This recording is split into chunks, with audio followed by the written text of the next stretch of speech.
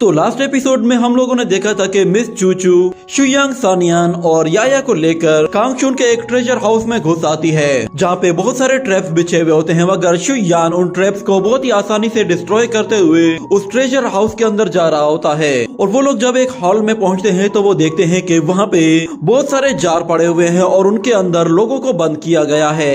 ये देखकर वो सब लोग चौंक जाते हैं और वो लड़की कहती है कि ये सब लोग इतने अजीब से क्यों लग रहे हैं, ऐसा लग रहा है कि जैसे ये लोग बहुत ज्यादा तकलीफ में हैं। जिसके बाद वो लोग उस सामने वाली मूर्ति की तरफ देखते हैं, उसके पास में भी कुछ जार्स होते हैं। तो मिस चूचू गुस्से में आ जाती है और उन जार को डिस्ट्रॉय करने के लिए अपनी एनर्जी जनरेट करके उन पे हमला कर देती है, जिससे वहाँ पे एक जबरदस्त धमाका होता है और हर तरफ धूल मट्टी उड़ने लगती है। मगर फिर वो लोग देखते हैं कि तोड़ने के बावजूद भी कोई भी जार नहीं टूटा, जिस पर उन लोगों को भी काफी हैरानी होती है कि इस अटैक से ये जार क्यों नहीं टूटे। तो सानियान उसे बताती है कि ये सभी जार्स इटर्नल पावर के साथ बने हुए हैं, इन्हें इतनी आसानी से नहीं तोड़ा जा सकता, इन्हें तोड़ने के लिए किसी हाई लेवल के मैजिक वेपन की जरूरत पड़ेगी। जिसके बाद सानियान मास्टर से पूछती है कि मास्टर, क्या इन लोगों को रिफाइन करके किसी इविल मैजिक को परफॉर्म किया जा रहा है? तो शुयान कहता है कि इन लोगों की बॉडी के साथ साथ इनकी सोल भी रिफाइन हो रही है, ऐसा लग रहा है कि जैसे इन्हें कोई कंट्रोल कर रहा है। और जरा इन लोगों की आवाज सुनो, ये लोग किस तरह की आवाजें निकाल रहे हैं। जिसके बाद वो उस मूर्ति की तरफ देखते हुए कहता है कि ये आवाजें सुनकर तुम्हें कुछ ज्यादा ही मजा आ रहा होगा। ये सुनते ही सानियान अपनी पावर का इस्तेमाल करते हुए उस मूर्ति पर हमला कर देती है, मगर हम देखते हैं कि अचानक से उस मूर्ति के अंदर से एक हाथ बाहर निकलता है, जो कि सानियान के अटैक को वहीं पे ही रोक कर डिस्ट्रॉय कर देता है। और फिर हमें एक शख्स की आवाज सुनाई देती है, जो कि उनसे कहता है कि तुम लोगों की हिम्मत कैसे हुई मुझे डिस्टर्ब करने की। ये कहने के बाद वो शख्स बाहर आते ही एक बंदे के सिर पे अपना पैर रखकर उनके सामने खड़ा हो जाता है। और उसे देखते ही मिस चूचू कहती है कि ये तो मास्टर है। वो भागते हुए मास्टर के पास चली जाती है, तो वो मास्क मैन भी उसे देखते ही पहचान जाता है और कहता है कि अरे मिस चूचू, ये तो तुम हो, पर मुझे तो याद नहीं कि मैंने तुम्हें कब अंदर आने की परमिशन दी है, और ऊपर से तुम अपने साथ 2 नए लोगों को भी लेकर आई हो। मगर फिर मिस चूचू से कहती है कि मास्टर, क्या आपने ही ये सब कुछ किया है? आखिर आपने इन सभी इमोर्टल्स को मारा क्यों है? इन्होंने आपका क्या बिगाड़ा है? आखिर आप इतने पैसों का क्या करेंगे कि जो आप इतने लोगों को मारते जा रहे हैं? ये सुनते ही उसका मास्टर हंसने लगता है और कहता है कि नादान लड़की, तुम्हें क्या पता, इन सब के पीछे बहुत सारे रीजंस हो सकते हैं। और मैं तुम्हें बता दूं, मैंने इन्हें नहीं कहा, ये लोग खुद मेरे पास आए थे और इन्होंने खुद ही अपने आप को इस जार में बंद किया है। कुछ लोगों को मेरिट पावर चाहिए तो कुछ लोगों को इमोर्टैलिटी चाहिए, ताकि वो लोग एक लंबी जिंदगी जी सकें। और क्या तुम नहीं जानते कि ये सब लोग कितने लालची हैं? ये कहकर वो उसके बिल्कुल पीछे आ जाता है और कहता है कि मैंने तुम्हें सिखाया था कि जिस बंदे में जितनी ज्यादा लालच होती है उसे चीट करना उतना ही आसान होता है। और जरा इन लोगों को देखो, इन्हें जो चाहिए था वो सब कुछ दिया है। ये कहकर वो उसे पकड़कर एक शख्स के पास ले आता है और कहता है कि जरा देखो इसे, क्या ये तुम्हें खुश नहीं लग रहा? तो मिस चूचू उस शख्स को देखती है जो कि बहुत ही ज्यादा तकलीफ में होता है। उसे देखकर तो मिस चूचू को भी काफी बुरा लग रहा था, मगर फिर वो मास्क मैन कहता है कि तुम इनकी तरह नहीं हो, तुम एक अच्छी लड़की और स्मार्ट लड़की हो। तुम तो मेरे लिए 2 नए और शिकार लेकर आई हो, उन दोनों के साथ एक बर्ड भी है। क्या मैं इस बर्ड को अपना पेट बना लूं? ये बात सुनते ही याया गुस्से में भड़क जाता है और कहता है कि बर्ड किसे कहा? तुम होगे बर्ड, तुम्हारा पूरा खानदान बर्ड होगा। जिसके बाद वो मास्क मैन कहता है कि लगता है कि मुझे 2 बड़े जार अरेंज करने पड़ेंगे।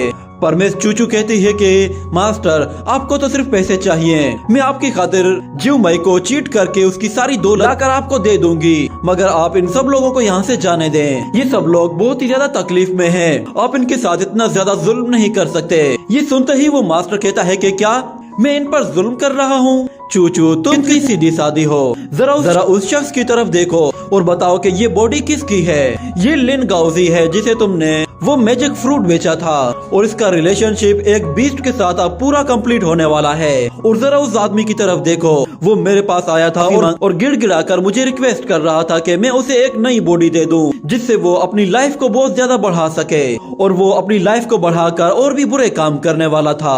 और जरा इस मेडिसिनल हॉल के मास्टर को देखो, वो भी मेरे पास आया था, उसे भी एक यंग और काफी पावरफुल बॉडी चाहिए थी, मगर ये सब के सब बेवकूफ हैं। ये कहते हुए वो अपनी आइस पावर का इस्तेमाल करता है और मिस चूचू को कंट्रोल करने की कोशिश करता है और कहता है कि तुम दूसरे लोगों की बातों पे ध्यान मत दो, वो तुम्हें बेवकूफ बना रहे हैं। उनके मुकाबले में तो हम लोग उनसे बहुत ही ज्यादा अच्छे हैं और बहुत ही ऑनेस्ट हैं। ये कहते ही मिस चूचू की आंखें भी लाल हो जाती हैं, जिससे वो उसके जाल में फंस रही हो। वो मास्क मैन उससे कहता है कि तुम मेरे साथ ये खेल खेल कर पूरे वर्ल्ड पर डोमिनेट कर सकती हो, और मुझे बताओ क्या तुम कांगशुन की तरह नहीं बनना चाहती। उसे इस हाल में देखकर सानियान कहती है कि ऐसा क्यों लग रहा है कि जैसे ये लड़की उसकी बातों से कन्विंस हो रही है। मगर दूसरी तरफ याया कहता है कि अगर मास्टर शुयान उस लड़की को रोक नहीं रहे तो इसका मतलब है कि सब कुछ बिल्कुल ठीक चल रहा है, वो खुद को खुद ही बचा लेगी। और फिर हम लोग उन लोगों की तरफ देखते हैं। वो मास्क मैन उस लड़की से कह रहा होता है कि क्या तुम भी वही चाहती हो जो मैं चाहता हूँ।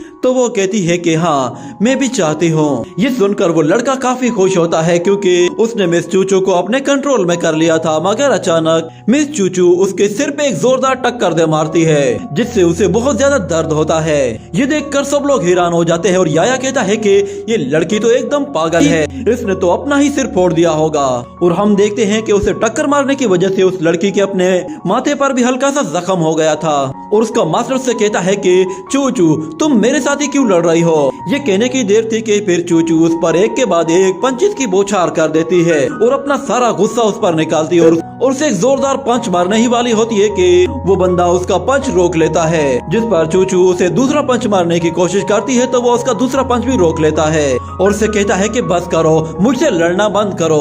ये कहने की ही देर थी कि मिस चूचू फिर से उसे एक जोर से टक्कर मारती है, जिस पर उस मास्क मैन को भी अब बहुत ज्यादा गुस्सा आने लगता है और वो कहता है कि बस अब बहुत हो गया।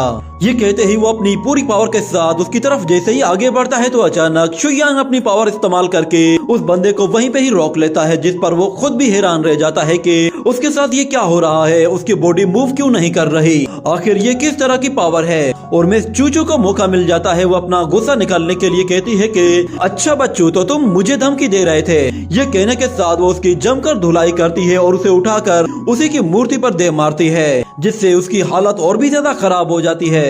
उसकी पावर देखकर याया कहता है कि ये लड़की तो बड़ी खतरनाक लड़की है, मुझे लगा था ये सिर्फ बातें बड़ी बड़ी करती है, मगर इसकी एनर्जी देखकर तो पता चल गया कि ये तो वाकई में बड़ी खतरनाक है। और दूसरी तरफ मिस चूचू उस मास्कमैन से कहती है कि कांगशुन ने भले ही कुछ काम गलत किए थे, मगर उसके बावजूद भी वो अभी भी महान है। मगर जहाँ तक बात तुम्हारी है तो मैं तुम पर थूकना भी पसंद नहीं करती। ये कहकर वो थूक भी देती है, जिस पर याया भी हैरान रह जाता है और कहता है कि तुम तो बिल्कुल हमारे ट्यानलान सेक्ट को सूट करोगी। ये सुनते ही वो लड़की थोड़ी सोच में पड़ जाती है और इतने में वो मास्क मैन दोबारा से खड़ा हो जाता है और हंसते हुए कहता है कि तुमने बहुत बड़ी गलती कर दी है। और हम देखते हैं कि उसका मास्क टूट जाता है और उसका चेहरा देखकर वो लोग थोड़ा सा चौंक जाते हैं और याया कहता है कि ये मुझे कुछ जाना पहचाना क्यों लग रहा है। जिसके बाद उसे याद आता है कि कांगशुन का एक छोटा भाई था जो कि सेम उसी की तरह दिखता था, मगर वो हमेशा इविल प्रैक्टिस की वजह से लोगों को तंग किया करता था, जिसकी वजह से कांगशुन ने उसे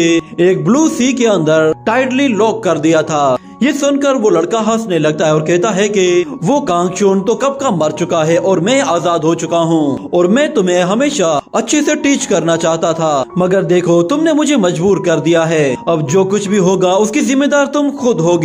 ये कहने के साथ ही वो अपनी पावर को बहुत ही ज्यादा बढ़ा देता है और हंसते हुए उनसे कहता है कि हर चीज मैं कंट्रोल करूंगा। ये कहने के बाद हम देखते हैं कि कुछ जार अपने आप ही टूटने लगते हैं और उनसे कुछ वॉरियर्स बाहर निकल आते हैं जो कि सीधा शुयान पे हमला करने के लिए जा रहे थे। मगर फिर शुयान अपनी आइस पावर का इस्तेमाल करता है और कहता है कि मेरे मास्टर की आदत है वो 2 वर्ड से ज्यादा कुछ भी नहीं बोलते। ये कहने के साथ शुयान भी 2 वर्ड्स बोलता है और उन बॉडीज को पूरी तरह से डिस्ट्रॉय कर देता है और उस कांगशुन के यंग ब्रदर को भी दोबारा से लॉक कर देता है, जिस पर वो कहता है कि मेरी बॉडी दोबारा से मूव नहीं कर रही, आखिर ये किस तरह की पावर है और तुम कौन हो। तो शुयान उसे हवा में ऊपर उठा लेता है और फिर मिस चूचू से कहता है कि मुझे तुम्हारी बात अच्छे से याद है कि लातों के भूत बातों से नहीं मानते। ये कहने के साथ शुयान एक चुटकी बजाता है और उसकी बॉडी को डिस्ट्रॉय कर देता है।